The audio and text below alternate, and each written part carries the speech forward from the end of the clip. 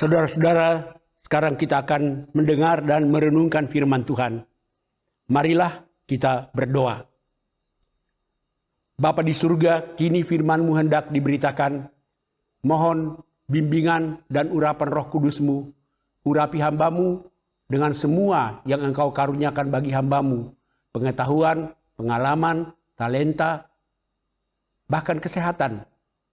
Urapilah itu dan pakailah hamba-Mu ini agar hamba-Mu menyampaikan firman-Mu menurut pengajaran yang sesuai dengan ajaran Alkitab. Urapi juga umat-Mu yang bersekutu di rumah masing-masing dan yang sekarang membaca dan mendengarkan pemberitaan firman-Mu ini. Biar kami semua dituntun untuk memperoleh pengetahuan, pengertian, dan terutama memperoleh kebenaran dan pengenalan akan Tuhan dan kehendak Tuhan. Bersabdalah ya Tuhan, kami siap mendengarkannya. Dalam nama Tuhan Yesus kami berdoa. Amin. Pemberitaan firman pada hari ini sesuai dengan buku Almanak Kristen Indonesia dari PGI, diambil dari kitab Injil menurut Markus pasal 1 ayat 5 sampai dengan ayat 11. Markus 1 ayat 5 sampai dengan ayat yang ke-11. Lalu datanglah kepadanya orang-orang dari seluruh daerah Yudea dan semua penduduk Yerusalem. Dan sambil mengaku dosanya, mereka dibaptis di sungai Yordan. Yohanes memakai jubah bulu unta dan ikat pinggang kulit. Dan makanannya belalang dan madu hutan. Inilah yang diberitakannya. Sesudah aku akan datang ia yang lebih berkuasa daripadaku. Membungkuk dan membuka tali kasutnya pun aku tidak layak.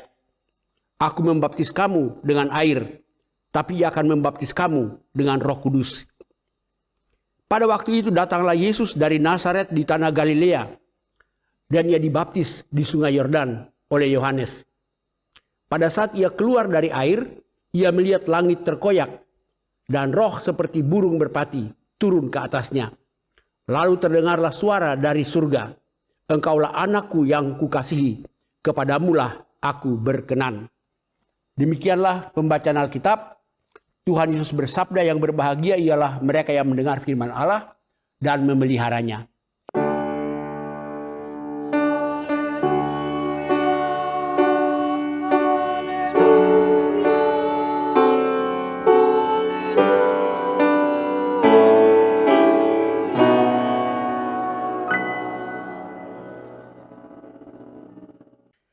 Saudara-saudara yang dikasihi Tuhan Yesus Kristus dan yang juga saya kasihi. Shalom, selamat hari Minggu, selamat berjumpa walaupun secara virtual. Bacaan yang kita baca tadi menceritakan dua macam baptisan dari Yohanes Pembaptis. Yang pertama adalah baptisan kepada semua orang dari Yehuda dan Yerusalem. Dan kita bisa baca itu pada ayat yang kelima. Dan kedua, baptisan kepada Tuhan Yesus sendiri. Kita bisa baca itu pada ayat 9 dan 11. Jadi bacaan kita bercerita tentang dua macam baptisan yang Yohanes Pembaptis lakukan. Baptisan kepada orang-orang Yahudi yang diam di Yudea dan Yerusalem. Dan kedua, baptisan kepada Tuhan Yesus. Ada perbedaan yang besar antara baptisan kepada orang-orang Yahudi dan baptisan kepada Tuhan Yesus. Baptisan kepada orang-orang Yahudi adalah baptisan tobat. Mereka harus mengaku dosa dan bertobat, baru dibaptis oleh Yohanes Pembaptis. Tapi baptisan Yesus bukanlah baptisan tobat. Karena Yesus tidak berdosa. Dan karena itu dia tidak perlu bertobat. Baptisan Yesus adalah baptisan ketaatan. Ketaatannya kepada Bapanya. Injil Markus dan Injil Lukas tidak menceritakan dialog sebelum baptisan Yesus itu. Tapi Injil Matius menceritakannya. Pada awalnya, ketika Yesus minta dibaptis oleh Yohanes Pembaptis, Yohanes Pembaptis menolak. Dia bilang, justru sayalah yang harus dibaptis oleh Tuhan. Bukan saya yang membaptis Tuhan. Tapi Yesus bilang, biar saja. Sebab dengan demikian, kita menggenapkan seluruh kehendak Allah. Itu dinyatakan di Injil Matius. Dengan kata lain, Yesus mau dibaptis karena dia mau melakukan kehendak Allah. Yesus mau dibaptis karena Yesus mau taat kepada kehendak Allah. Kehendak Allah yang mana? Yaitu kehendak Allah untuk menyelamatkan manusia. Kehendak Allah untuk membebaskan manusia dari dosa dan menyelamatkannya dari kebinasaan. Dan itu hanya terjadi kalau Yesus mau menjadi sama dengan manusia. Yesus mau solider dengan manusia. Jadi, ia harus menyamakan dirinya. Seolah-olah dia sama dengan manusia yang berdosa. Supaya dia dibaptis. Dengan demikian, Yesus memberi dirinya dibaptis. Sekali lagi itu pertama-tama karena dia taat kepada Bapanya. Dia hendak menggenapkan seluruh kehendak Allah. Kehendak Allah untuk menerima tugas penyelamatan sampai mati di kayu salib. Jadi bedanya baptisan Yesus dengan baptisan orang-orang Yahudi di situ. Sama-sama dibaptis oleh Yohanes Pembaptis, tapi beda. Orang-orang Yahudi yang dibaptis itu adalah baptisan pertobatan. Mereka mesti bertobat, mengaku dosa, baru dibaptis. Yesus mau dibaptis karena dia hanya mau taat kepada Bapanya. Dia mau taat kepada kehendak Bapanya. Tetapi baptisan Tuhan Yesus sekaligus adalah konfirmasi bahwa dia adalah anak Allah yang dipenuhi dengan Roh Kudus. 3 kitab Injil, Matius, Markus, dan Lukas, menceritakan bahwa setelah Yesus keluar dari air, maka langit terbelah, langit terbuka. Injil Markus memakai istilah langit terkoyak. Dan Roh Kudus turun menyerupai burung merpati ke atas Yesus. Lalu ada suara konfirmasi dari langit. Ada suara konfirmasi dari surga yang mengatakan, inilah anakku yang kukasihi, kepadanya lah aku berkenan. Jadi baptisan Yesus adalah baptisan ketaatan.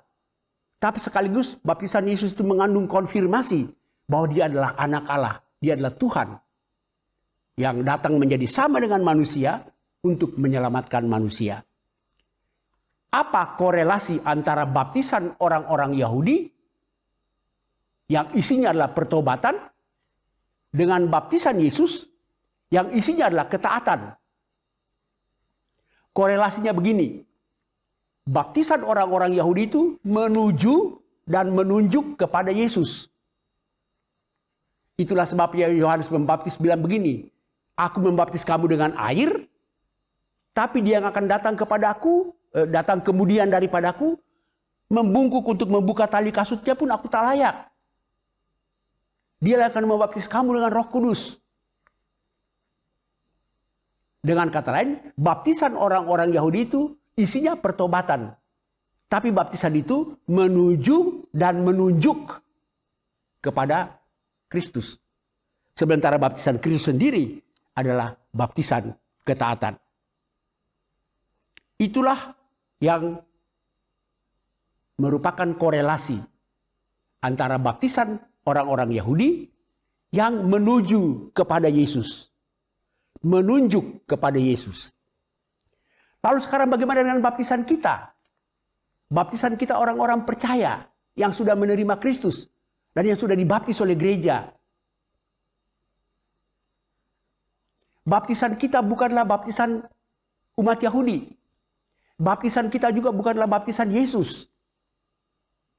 Baptisan kita adalah baptisan yang diperintahkan oleh Yesus. Dan isinya adalah bahwa kita yang dibaptis itu adalah kita yang telah percaya kepada Kristus, menerima Kristus, hidup di dalam Kristus.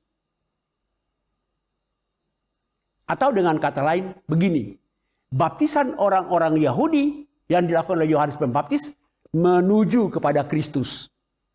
Tapi baptisan kita bertolak dari Kristus ke sana. Menuju kepada kehidupan kekal. Dengan kata lain sekali lagi, baptisan orang-orang Yahudi itu menuju kepada Kristus. Begitu kita terima Kristus, kita dibaptis. Dan kehidupan kita ke sana, ke depan adalah kehidupan dalam Kristus. Oleh karena itu, kita yang sudah dibaptis adalah kita yang sudah menerima Kristus dalam hidup kita. Alkitab tidak menjelaskan cara pembaptisan. Apakah selam atau percik? Menurut saya, istilah percik tidak tepat. Percik begini kan? Bahasa Betawinya kepret. Sementara kami pendeta tidak pernah memerciki anak atau orang yang dibaptis dengan air. Sebenarnya yang terjadi adalah pendeta menimba air, menciduk air dengan tangannya, lalu menyiramkannya ke atas kepala orang yang dibaptis. Kalau di gereja Katolik setahu saya, pastor tidak menimba air dengan tangan, tapi sudah ada tersedia air di semacam bejana kecil. Lalu pastor menyiramkan air itu ke atas kepala anak yang dibaptis.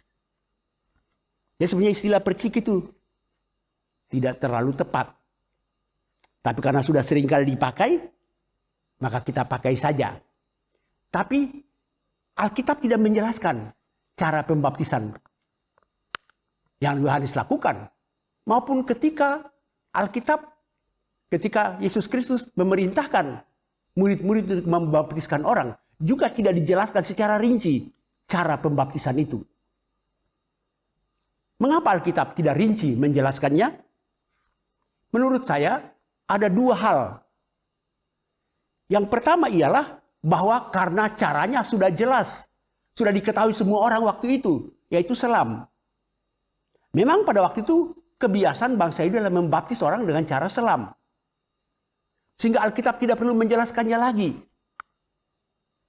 Karena semua orang sudah tahu.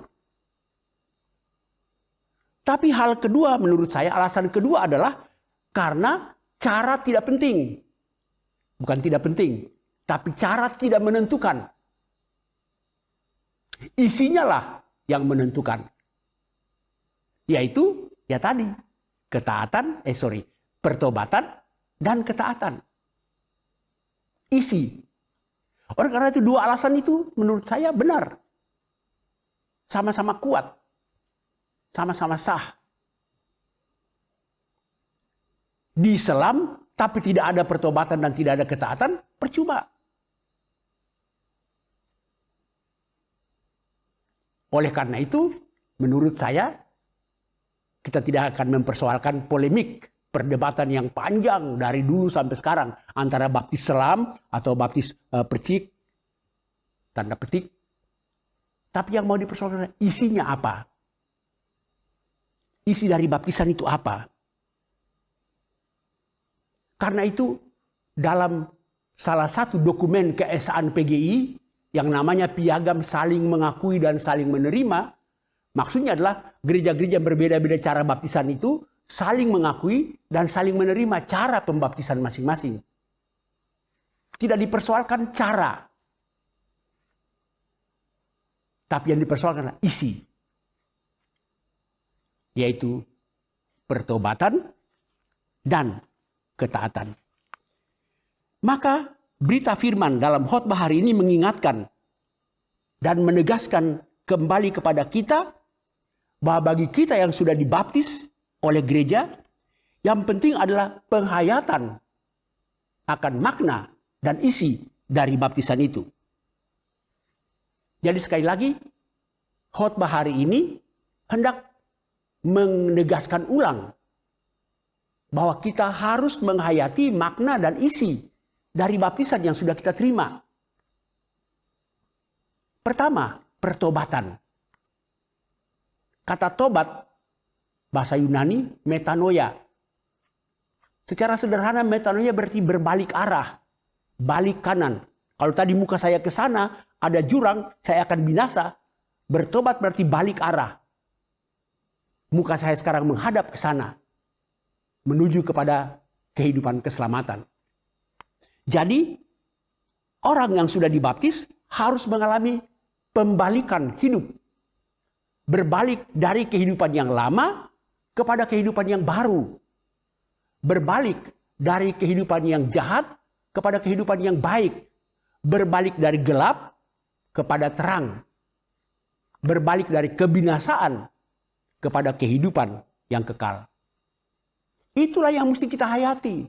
Kalau Anda sudah dibaptis, Anda mesti sadar bahwa hidup Anda sudah berbalik. Sudah dibalik dari cara hidup yang lama kepada cara hidup yang baru.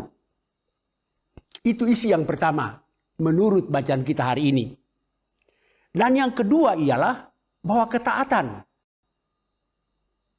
Setelah kita dibaptis, maka hidup kita dipenuhi dengan ketaatan. Ketaatan kepada kehendak Allah. Ketaatan untuk melakukan apa yang Allah mau.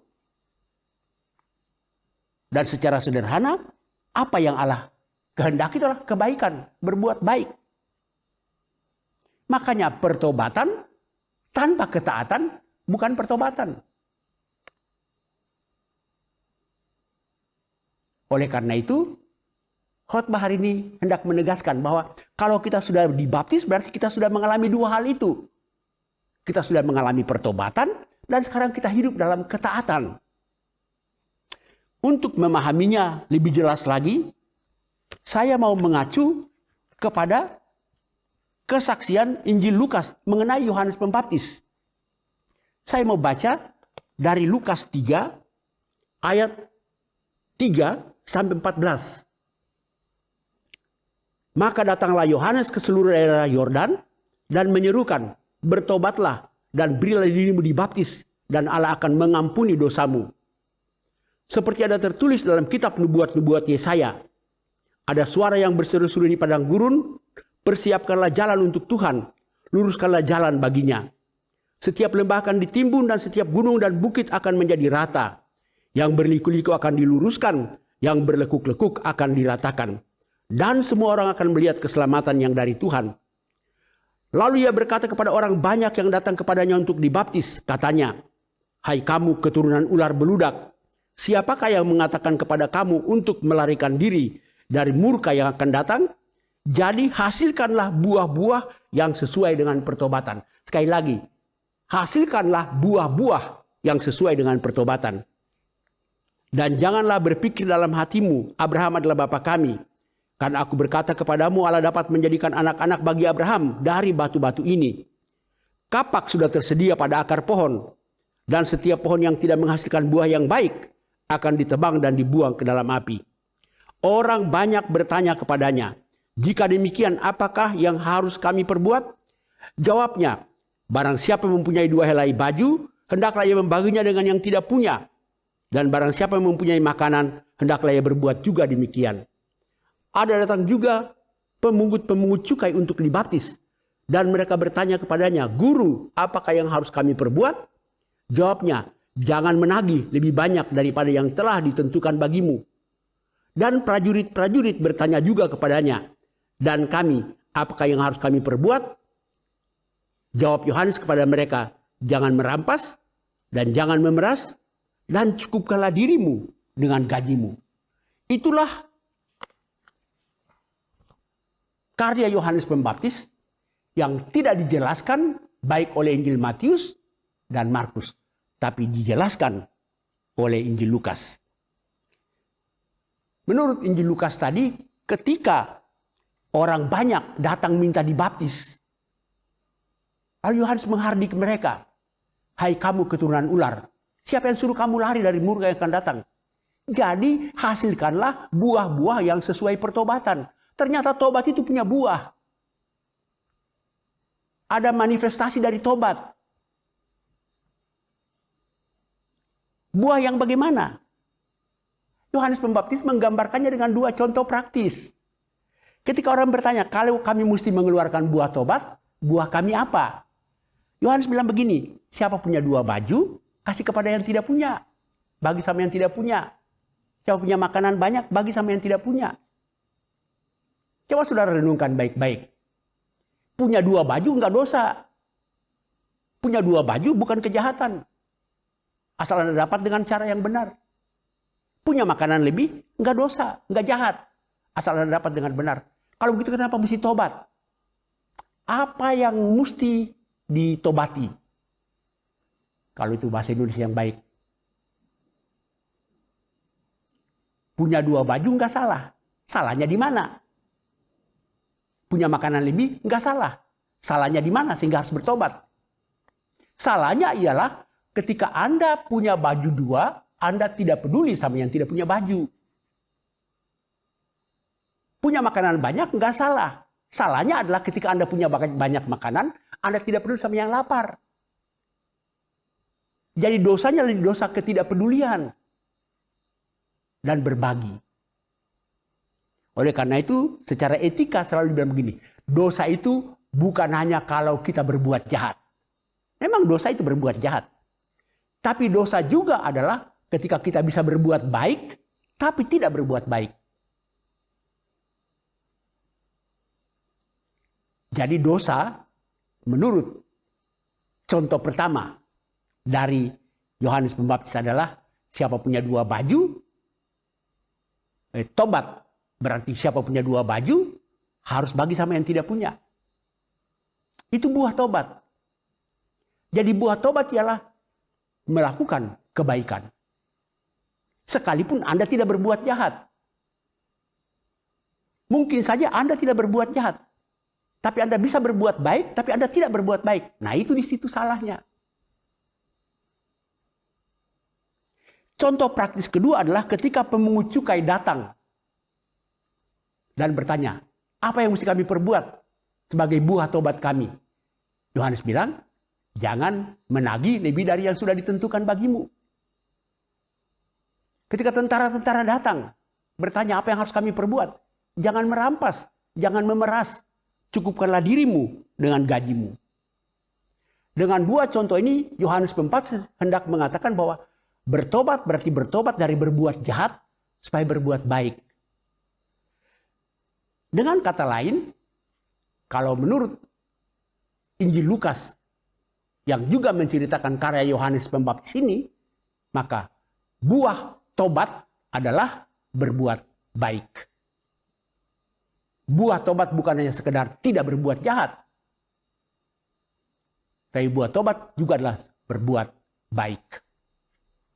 Dan itu mengacu lagi kepada tema khotbah kita atau refleksi bacaan kita dari Injil Markus hari ini.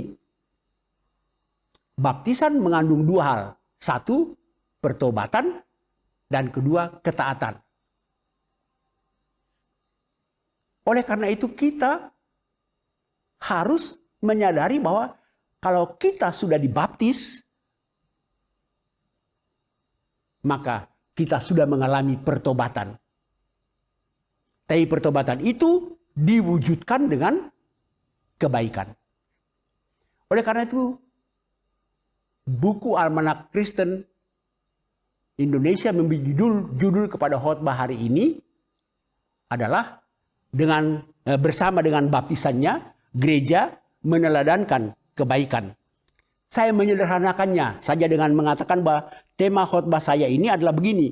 Dengan baptisan kita meneladankan kebaikan. Artinya kita yang sudah dibaptis, kita harus meneladankan kebaikan.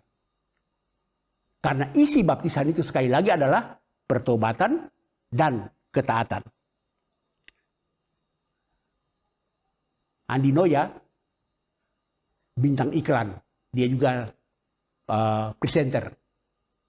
Tapi dia adalah bintang iklan untuk jamu tolak angin. Dia memulai kalimat-kalimat di iklannya dengan bilang begini. Dalam masa-masa yang sulit seperti ini, ada banyak peluang bagi kita untuk berbuat baik. Kalimat berikutnya tidak saya kutip, karena sudah merupakan iklan dari jamu tolak angin. Sudah bersifat komersial. Hanya mengutip kalimat yang pertama itu saja. Dalam masa-masa yang sulit seperti ini, ada banyak kesempatan untuk berbuat baik. Nah, saudara-saudara, khotbah hari ini mengatakan bahwa kita yang sudah dibaptis di tengah-tengah kehidupan kita yang penuh kesulitan, secara khusus kesulitan karena pandemi COVID-19 ini, yang sampai tahun baru ini, tahun 2021 pun masih berlangsung. Dan entah kapan COVID-19 ini selesai. Tapi justru dalam situasi seperti inilah kita terus-menerus menunjukkan bahwa kita yang sudah dibaptis harus menunjukkan perbuatan baik. Tema kita dari PGI mengatakan meneladankan perbuatan baik. Kita tidak hanya menjadi orang yang berbuat baik, tapi dengan berbuat baik kita menjadi teladan bagi orang lain juga untuk berbuat baik. Jadi saya bertanya kepada saudara sekalian, Anda sudah dibaptis? Kalau jawab Anda ya, maka berbuatlah kebaikan. Berbuat baik adalah keniscayaan bagi setiap orang yang sudah dibaptis. Selamat berbuat baik. Amin.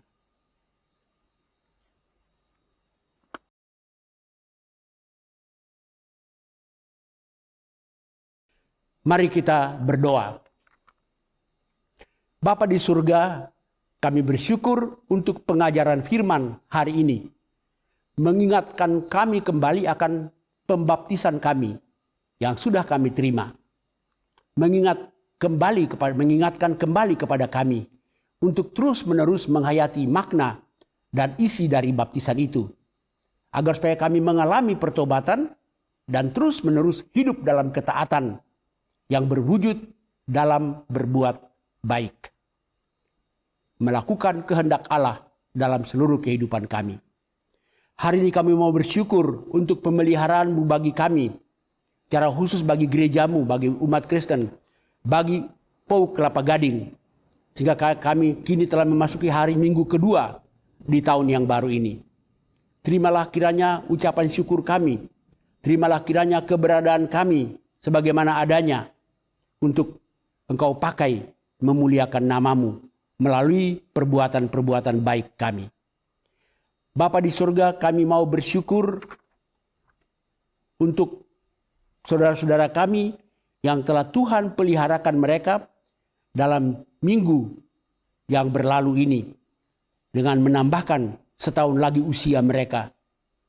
Kami bersyukur bersama saudara kami Sander Marsano Kristo, Bapak Johnson Kennedy Sipahutar, Ibu Sih Kurniawati, Ibu Ruth Carlita Linri, bersama dengan anak Kaira Simbolon, bersama dengan anak Kuenka Kalista Ansye Bangun, dan bersama Ibu Jerika Gloriana Kawatu. Tuhan, Engkau telah menambahkan usia mereka. Dan pasti Engkau mempunyai rencana yang indah buat mereka. Maka kami menyerahkan kehidupan mereka ke depan, ke dalam tangan-Mu. Engkau yang memberikan kepada mereka kehidupan. Engkau juga yang mendampingi mereka, menjalani kehidupan mereka. Sehingga mereka menjadi berkat bagi banyak orang. Kami juga bersyukur untuk kesehatan kami di tengah-tengah pandemi ini. Maka kami berdoa bagi mereka yang mengalami gangguan kesehatan. Kami mohon Tuhan datang, lawat dan rawat mereka dengan kasih dan kuasa Tuhan. Kami berdoa untuk Ibu Anawati Tunardi, untuk Bapak Teo Latwi Hamalo dan Ibu Teni Latwi Hamalo, untuk Bapak Heri Sunardi, untuk Ibu Kesia Sumarni, untuk Ibu Lincen Dun, untuk Saudari Anastasia Carolina Mustamu, untuk Bapak Bonar Fredrik Purba, untuk Bapak Vence Alfred Rompas, dan untuk Ibu Yuliana Albertina Rompas Toar, untuk Bapak John Sihaya, untuk Bapak Ari Lengkong, dan untuk Ibu Ance Tamarindang. Kami mohon, tolonglah ya Bapa, datanglah, lawatlah, rawatlah mereka Jamalah setiap tindakan-tindakan medis dan tindakan-tindakan pelayanan yang mereka terima, juga pendampingan dari keluarga. Semuanya Tuhan pakai untuk menyatakan kuasa penyembuhan-Mu bagi mereka. Kami berdoa untuk semua keluarga dalam lingkungan komunitas Persekutuan Oikumene Umat Kristen Kelapa Gading. Berkatilah keluarga-keluarga ini satu persatu. Biar kami semua menikmati kebaikan Tuhan dan meneladankan kebaikan bagi banyak orang. Secara khusus kami mau berdoa untuk keluarga Bonar Frederick Purba, untuk keluarga Ibu Sri Umiyatun Sigalingging, untuk keluarga Engelhardt Larumunde, untuk keluarga Zakaria W.N. Lengkong, untuk keluarga Vincie Maria Rumende Tulung, untuk keluarga Ricky Konrad Tigor Pandapotan Siahaan. Kami mohon Tuhan datang lawat mereka secara khusus. Kenalilah mereka dengan apapun yang menjadi pergumulan, beban dan masalah mereka. Apapun yang menjadi cita-cita dan harapan mereka. Bimbinglah mereka untuk menjalani hari-hari ke depan. Kami berdoa juga untuk semua pelayanan di komunitas PO Kelapa Gading ini. Kami berdoa untuk pendeta, untuk PHM, untuk majelis, untuk komisi-komisi, untuk sekretariat, untuk TK RUT, untuk pengurus perkumpulan, untuk majelis pertimbangan, untuk pengawas perbendaharaan, untuk koordinator-koordinator wilayah. Kami mohon Tuhan, berikanlah komitmen kepada setiap orang yang memangku fungsi-fungsi dalam pelayanan ini, agar pelayanan dilakukan dengan konsisten, dengan tekun, setia, dan rajin. Pertolongan-Mu di tengah-tengah kesulitan seperti sekarang ini, kami sangat butuhkan. Maka biarlah pelayanan-pelayanan yang kami lakukan berkenan kepadamu. Bapa di surga, kami berdoa juga untuk bangsa dan negara kami. Kami mohon Tuhan memberkati pemerintah kami dari pusat sampai ke pelosok-pelosok untuk menjalankan kebijakan-kebijakan sedemikian rupa sehingga bangsa kami tetap utuh, solid, dan tetap eksis sebagai sebuah bangsa. Ada banyak kendala, baik kendala wabah COVID ini maupun tantangan-tantangan sosial, ekonomi, politik. Kami mohon Tuhan berikan hikmat kebijaksanaan kepada pemerintah kami untuk mengatasi semuanya, agar di seluruh bangsa ini ada ketenangan, ada damai sejahtera. Kami secara khusus berdoa untuk penanganan wabah COVID-19 ini. Terima kasih Tuhan untuk vaksin yang sudah mulai didistribusikan. Biarlah Tuhan berkenan memakai vaksin ini sebagai sarana di tangan Tuhan untuk menolong bangsa kami mengatasi wabah ini. Dan bukan hanya bangsa kami, tapi semua bangsa di dunia ini. Kami berdoa untuk orang-orang yang terpapar virus ini. Berkatilah segala upaya untuk perawatan mereka dan pulihkanlah kembali mereka. Berkatilah para dokter tenaga medis sebagai garis terdepan yang merawat orang-orang yang sakit ini. Biarlah mereka dilindungi oleh Tuhan. Kami berdoa juga untuk orang-orang yang berduka cita karena kekasih-kekasih mereka yang Tuhan panggil karena wabah COVID-19 ini. Hiburkanlah kiranya mereka.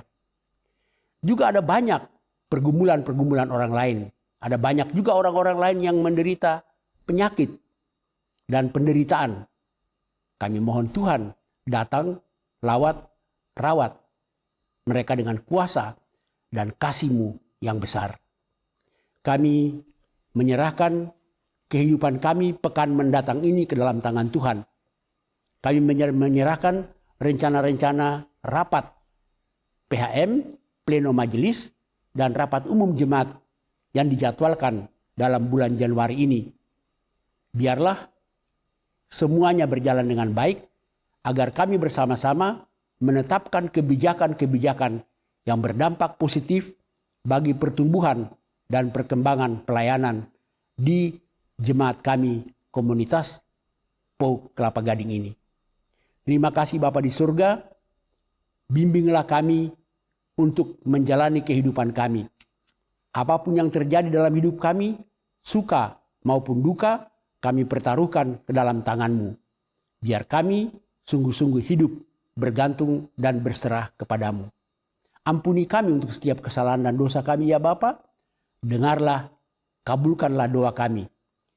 Berikanlah kepada kami pada akhirnya menurut kehendak-Mu dan bukan menurut kehendak kami. Semua ini kami mohonkan dalam nama Tuhan kami Yesus Kristus, Juru Selamat kami. Dan kami berdoa menurut doa yang diajarkan oleh Tuhan Yesus Kristus. Bapa kami yang di surga, dikuduskanlah nama-Mu. Datanglah kerajaan-Mu, jadilah kehendak-Mu di bumi seperti di surga. Berikanlah kami pada hari ini makanan kami yang secukupnya. Dan ampunilah kami akan kesalahan kami, seperti kami juga mengampuni orang yang bersalah kepada kami. Dan janganlah membawa kami ke dalam pencobaan, tetapi lepaskanlah kami dari yang jahat. Karena Engkau yang mempunyai kerajaan dan kuasa dan kemuliaan sampai selama-lamanya. Amin.